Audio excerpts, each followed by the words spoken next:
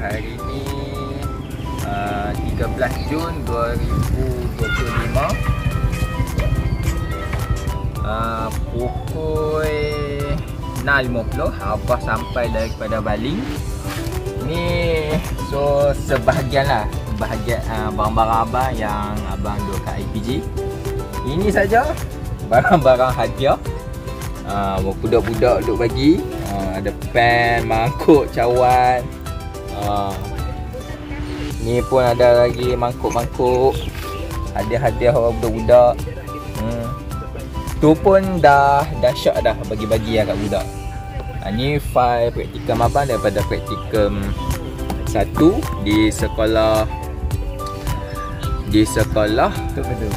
macam bubuk 2. Praktikum 1. Praktikum 2 abang di SK Kampung Tok Bedul dengan sekali dengan internship. Ada lagi satu file, tapi yang file tu abang guna untuk interview SPP yang akan berlangsung pada 25 hari bulan ni. So minggu depan 16 sampai 20 hari bulan Jun abang ada ekosistem, khusus ekosistem sekolah dengan pihak SPP. Dan habis itu abang minggu depan tu, 2 minggu lagi abang akan interview SPP di Suruhanjaya Perkhidmatan Pendidikan Cyberjaya. So abang akan pergi sana Putrajaya 23.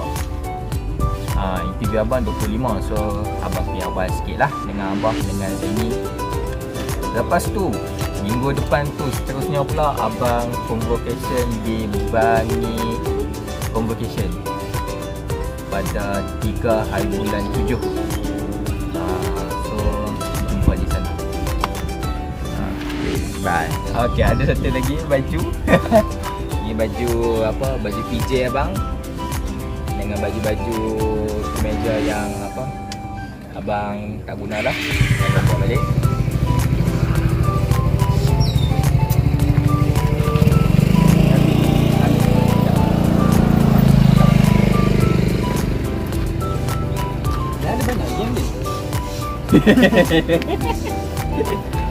Dia dah? Habis dah. Okay. So ini round 1. Barang abang. Okay, itu saja.